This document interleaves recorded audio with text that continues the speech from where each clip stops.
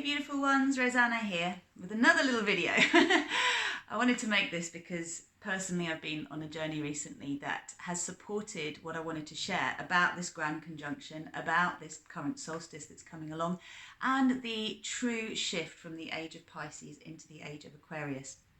We are dealing with lots of planetary shifts that are requiring endings to birth new beginnings. And personally, I had to say goodbye to a very dear companion of mine on Wednesday as my beautiful lavender cat needed to be put to sleep, and it was probably the hardest decision I've made other than not being with my mother at her bedside when she passed. And so there is this real strong sense that my personal wound is around dying, and we all have wounds that are coming up at the moment that are what we cannot take, these stories that we cannot take, stories of separation and loss that we cannot take with us into this new age. So this is the death of the ego, okay? And this is how it relates to Christ consciousness and us birthing paradise on earth. Because if you don't yet know, myself, Suzanna, Kennedy and Leslie Sloane are co-hosting a phenomenal event on Sunday, the 20th of December at 8 p.m. GMT, 10 a.m. Hawaii time. And I believe it's 12 noon, which is Pacific Standard Time. But you check the link and you'll find all of that out. This is really a pre-solstice event for us to birth light through the darkness, for us to precede the shift that is taking place with grace. Grace being the power of revelation, the ability to let go easily of what no longer serves us so that we can open ourselves up to the gifts freely given.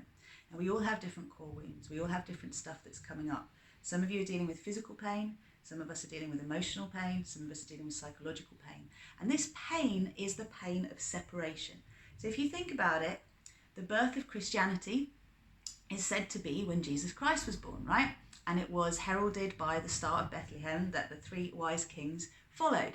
Now, the conjunctions that are going on in the sky at the moment are very much in line with the fact that it is said that there were some major conjunctions that occurred within the 10 years preceding the supposed birth of Christ, okay? And this is why it's so important, because the Star of Bethlehem formation is conjunction between Jupiter and Saturn. And Saturn is more of an oppressive influence, whereas Jupiter's an expansive influence. But they're at 0 degrees, which is this birthing of this new era for all of us. And it's moving away. There's something to do with Capricorn and Aquarius and the shift from Capricorn to Aquarius. Again, I'm not an astrologer, but what I will explain to you is that we are moving out of 20 years worth of struggle. Whatever long-term struggles have been occurring in your life over the last 20 years, they are basically coming to end, and a new era of hope is coming in.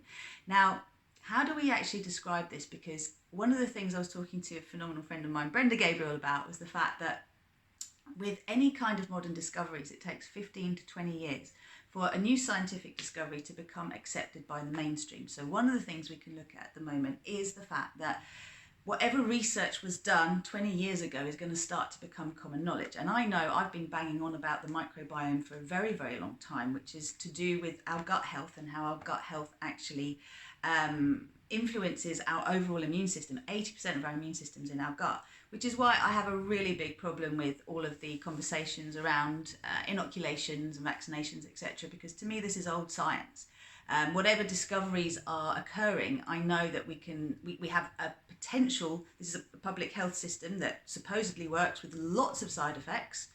And we have the potential of a new system that doesn't have these kind of side effects, that actually sees our capacity to be well, not just physically, but physically, emotionally, mentally, and psychologically in a completely different way to the allopathic biomechanical model that we have been following for a long time. Now, I have made notes because it's so easy to go off tangent, but this is the kind of shift that's going on. And for a while now, I've been saying, make your choice. Do you want to continue to struggle, or do you want to align with the Thrive paradigm? Because the new Earth paradigm, the paradise on Earth, is created through us cultivating the qualities of Christ consciousness, which are compassion. And this is what allows us to move out of this sense of separation from the divine, which makes us feel loss and lack, and actually to move into a state where we are unified, where instead of looking for something outside of us to save us or to guide us or to make us feel whole, we're able to tap into the vibration that we seek to see in the world and we create from the inside out. We see that the world is by and large subjective. The experience is subjective according to our perception. And more than that is the inherited perception that we bring from one generation to the next when we haven't processed trauma, we haven't had the tools to deal with the trauma, and therefore we pass it on. Now, if we've been passing on a paradigm for 2,000 years, you can imagine like what a shift this is now for us to move beyond this sense of bowing down to external authority, which is the Capricorn way, into a state where we actually start to trust and be autonomous. So Jupiter's got a 12-year orbit that is coming into alignment with Saturn's 29-year orbit.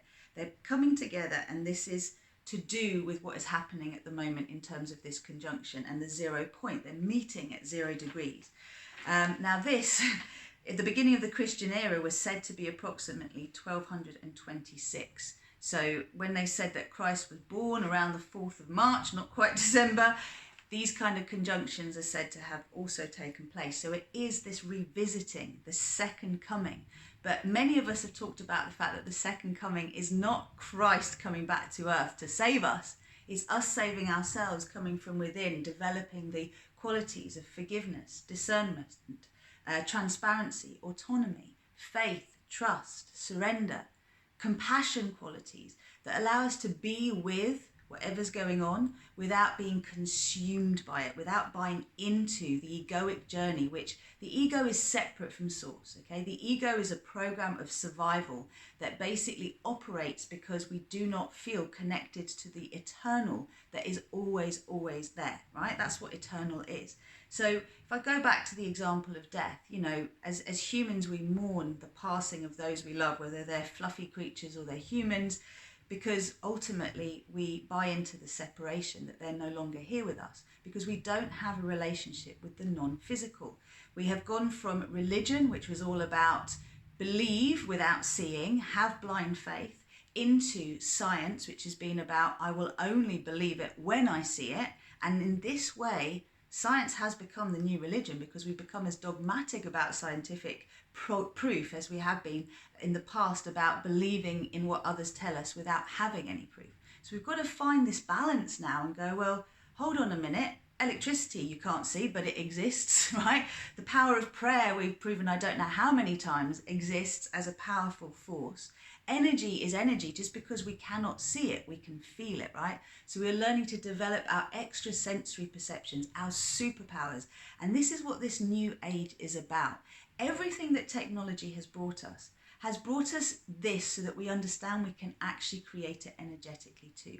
We are so powerful. Our capacity to create is phenomenal, but we have to move beyond the egoic illusion of separation.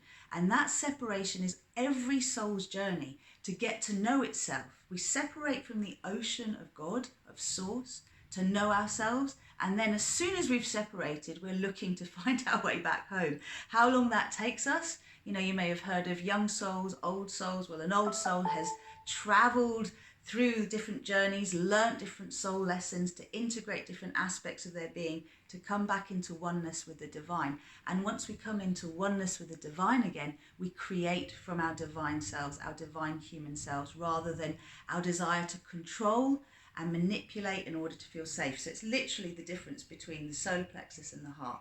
And we're all moving into the heart.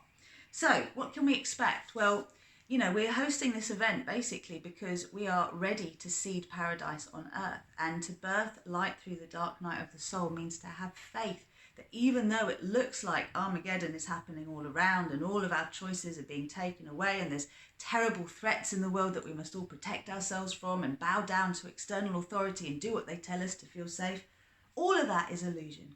All of that is part of this giving our power away and not trusting in the power of love. Christ came to teach us the power of love. Every wise sage that has been known to this planet came to teach us the power of love.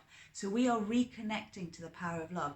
And it is through this capacity that we have to awaken these qualities within us, to unite opposing forces into oneness, that we will be able to again carry the paradise codes that will help us to create peace on earth.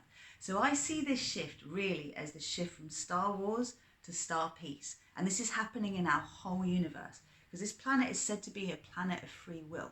However, our free will has been hijacked for a very, very long time. And as humans, we have been manipulated.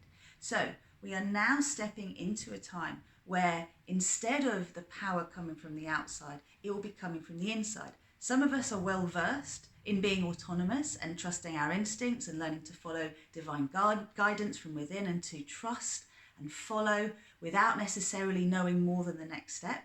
Others need a whole map in front of them before they're going to be happy to do anything different. And this is the shift that we're seeing is, are you willing now to trust yourself, or are you going to keep giving your power away to someone else to save you? This is going to be the difference between those who thrive and those who struggle. Because when you're in fear, you pull inwards, you are contracted, you are not unified.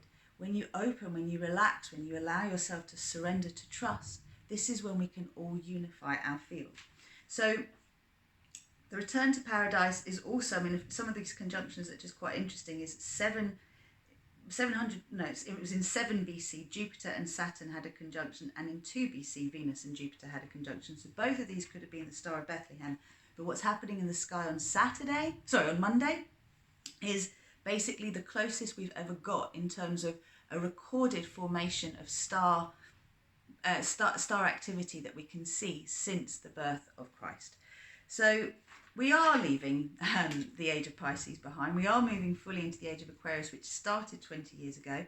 This is a huge shift away from top-down governance, predictable structures and nonsensical rules, centralized control. So if you think about the New World Order, which is kind of what everything that's happened in nearly the last year has been about, to scare us into the New World Order, to scare us into compliance, so that we are controlled, we are surveyed, we are monitored, we are tracked for our own safety. There are enough books and movies that have been made and written about this for you to know that where that goes isn't particularly fun for us. It moves us onto a path of being automatrons and into a technocracy where basically we're devoid of human emotion. We're just numb, whether that's through medication, right? Whether that's through trauma, whether that's just through AI and merging with AI, it's the numbness. And what we're moving now is into a state where we're claiming our power back as sovereign beings. And as sovereign beings, we are divine humans. We align with nature. We trust that all the healing we could possibly want comes from this relationship with this natural world. This is what restores us. What takes us out of balance is what we have created, what is man-made. Because guess what? Again, the man-made is the separation. The man-made is this need to somehow try and be bigger and better than what already exists. And if you see what big companies are doing, and philanthropists, so forth and so on in the world, in trying to somehow save the world, there's a lot of trying to dominate nature and in some way to claim that what we create is better than nature. And this is something that we all need to learn, because humility is part of compassion as well. What exists has been created by the divine in us before we even got here. And so all of the answers are already within what we have. So this is the invitation. We're moving into decentralization, individual freedom and community. And we are claiming our sovereignty. So this is your invitation to join me, okay? Please do take board that this is a time now for us to band together. Both the 20th and the 21st are going to be so powerful in the energy that we have to create the vision of what we want moving forward, to claim our power to actually live it, and to say, for the first time in our lives, just because this is the way it's been for a very, very long time, it doesn't mean it's the way it has to be anymore. And those of us who are ready to lead the new earth paradigm, to step forward and invite everyone else onto the paradise timeline, the ascension timeline, the most graceful ascension timeline for all of humanity, then that is the way that we're all going to go. So the seas are parting. We are awakening this within us, and I'm inviting you to join me. So please do come along. Remember, this is for you to get the most of what is happening astrologically and to make the biggest shifts in your own life so that you can actually thrive rather than survive in all the areas of life where till now you've only known struggle. Join us 8 p.m. UK time on Sunday the 20th, and there'll be lots more to follow because Suzanna, myself and Leslie are all giving you great gifts. So make sure you sign up to all of our mailing lists as well, because we've got all sorts of wonderful things to share with you through 2021. And we are excited. It is the age of Aquarius. It is the rising of the feminine, the sacred feminine, the masculine and the feminine in balance. It is our time to shine. Namaste.